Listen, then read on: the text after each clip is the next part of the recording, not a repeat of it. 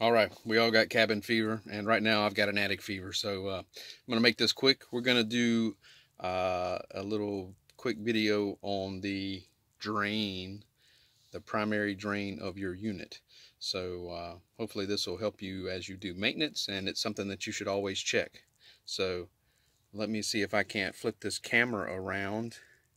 And I hit the wrong button, so I've been talking to myself for 10 minutes about drains and everything, so I'm not going to repeat that. You just missed it.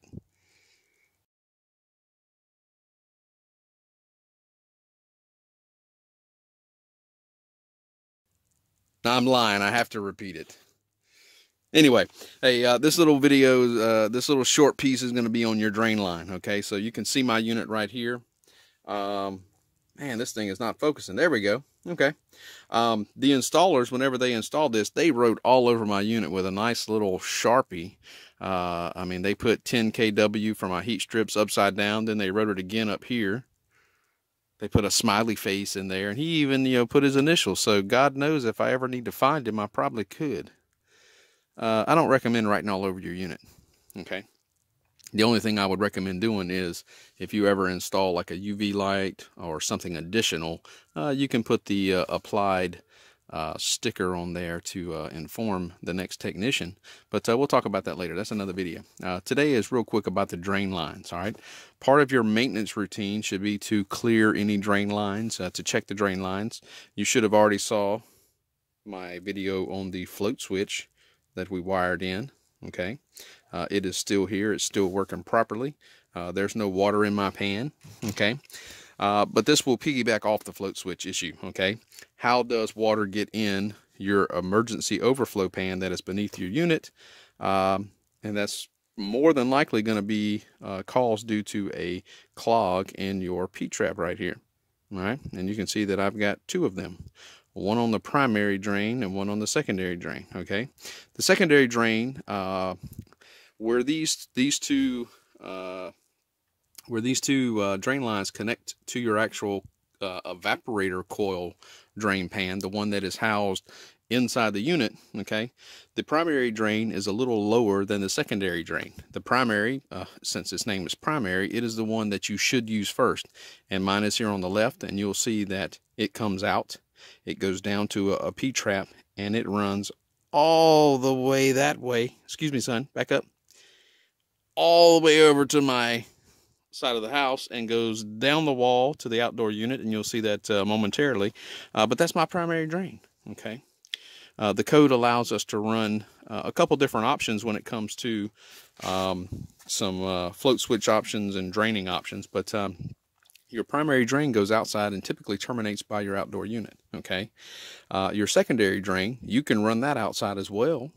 But a lot of guys, to save installation, material cost, time, they're going to pipe it directly into the pan. Okay, and you can see that here. So if I ever get a clog in my primary drain line, then the water is going to back up in and stay in the evaporator coil drain pan inside the unit.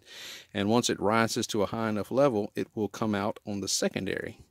And that means it's going to fill up my drain pan. And that's why I've installed a second float switch. Is to detect any water that would fill up. Okay. But that should never happen. Proper maintenance being done, you should never have a clogged drain. Okay. And that's what I'm going to go into today. All right.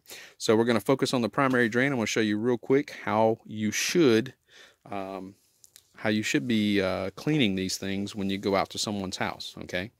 Or if you come to somebody's house who's got a drain pan underneath their unit that has filled up with water and has tripped their water detection device, you probably want to start right here with the primary drain and clean it out first and then shop back out the water. Okay. So here we go, right? With this company that installed this, I have no problem telling you that it was Carolina Comfort Air. They actually did it the way that I like. They have installed a T. Okay, they have installed a T fitting right here instead of just an elbow. If I had just an elbow, then I would not have these little caps and ports at the top. You can see that they primered and glued all the drain connections all throughout. All right, but they left the cap unglued and that is for a particular reason that most people are coming around to. That's so I can take this cap off and actually clean inside the P-trap without having to cut everything loose and rebuild it, okay? If you ever come across one that is not set up like this, I would probably say try to put it like this. You don't have to sell anybody anything, but this is definitely a better install way. You'll also notice that there's insulation. Part of the code requirement is, and it doesn't go all the way, it goes about 12 feet, okay? I forgot the exact length. I think it's either 10 or 12 feet from the starting point of the drain line, but the water that's in there, think of this, it's coming off of a cold evaporator coil. So chances are it's probably cold water. And we're in a nice warm attic. And what we have happen is when that cold water is sitting in that drain line and it meets the hot or warm air of the attic, what you're going to have is condensation start to develop on your drain line. And I have seen plenty of people, their attic floor or their platform where the unit sits would be rotten in a straight line underneath their drain, okay? So the code has been changed to actually insulate that line, and you can see even this little temporary stub for my secondary is insulated. That P-trap just, and it's a plumbing fixture, it's a plumbing piping deal, but it holds water, and it's cold water in the summertime, which, you know, we're rapidly approaching, okay? So you'll see that it's insulated, and you'll have to install that, you know, on the line when you're installing a new unit or whatnot, okay? So real quick, I'm going to pass this off to my kid. We're going to do real time, so it's you see exactly how long it takes, right? But I'm going to show you how I would clean this P-trap. Take it away, son. All right, here we go. Here, you can do that. This is really uncomfortable. Yeah. All right, so here we go, right? Don't like get up all in my grill. You're gonna rustle my beard hair. All right, so this is what I got. I got a 2-liter bottle. All right, I prefer a gallon jug, but somehow mine has gone missing in my garage. Okay, and I usually fill it all the way with water and a little bit of the coil cleaner solution that I use, okay? And I cut a hole in the top that goes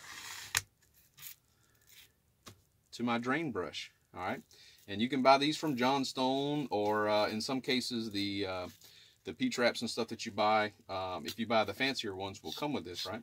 But this red handle on this drain cleaning brush is long enough to go all the way through the P-trap and push anything out into the line.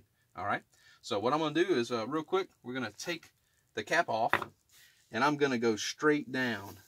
All right, straight down, and I'm just going to run this cleaner, or this cleaning brush, all the way through. All right, I got a little bit of stuff down in there on mine, so it's, like I said, it's time for our semi-annual maintenance. All right, so I'm going to run it, and right now it's gone all the way down through this P-trap, and it's over here, okay? So just get down there, and the brush will break up some of those things. I like to leave the cap on there because it helps with the splatter, okay? I also, if I can, try to clean this portion right here, going from the P-trap into the actual unit, okay? So make sure you don't knock over your gallon jug or whatever that you're using, okay? So I'm going to put that there. Oop. And I'm going to put a little bend on it.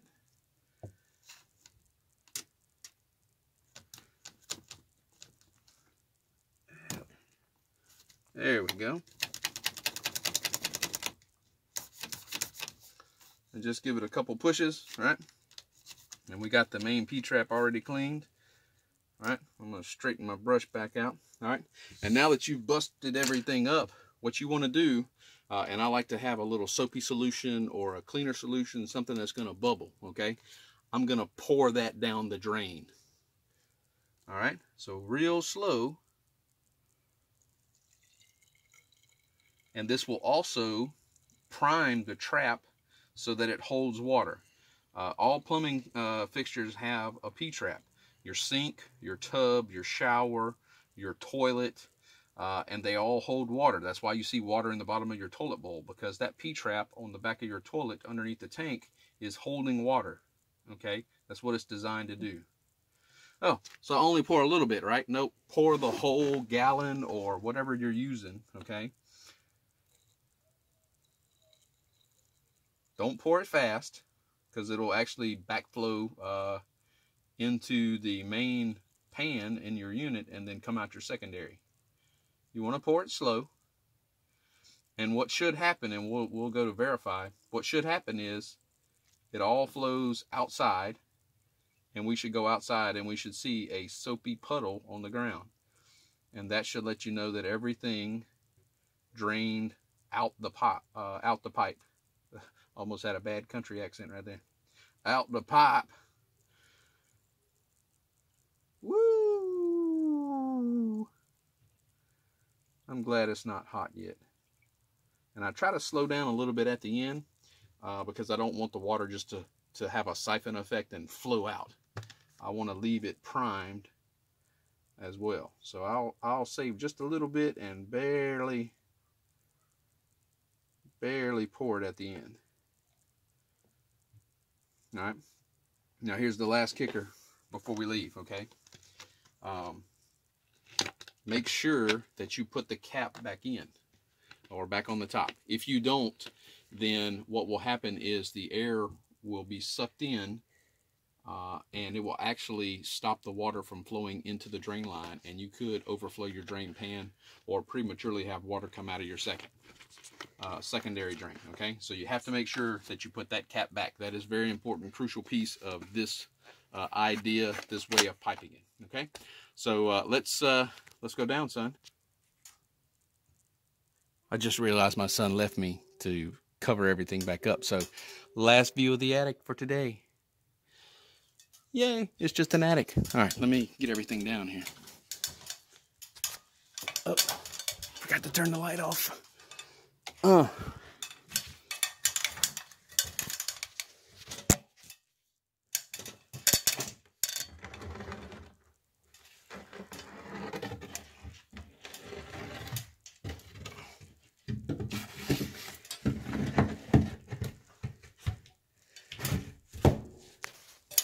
All right, there we go.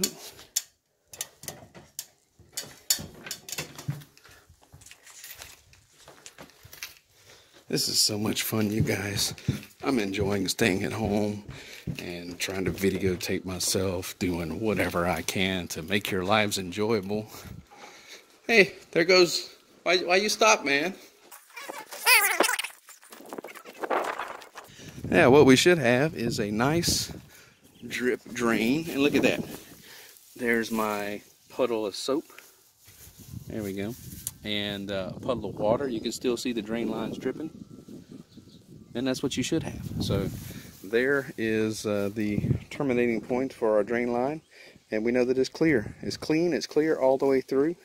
And we verified it. So make sure that you do this as part of your maintenance. And I'm out. Deuces.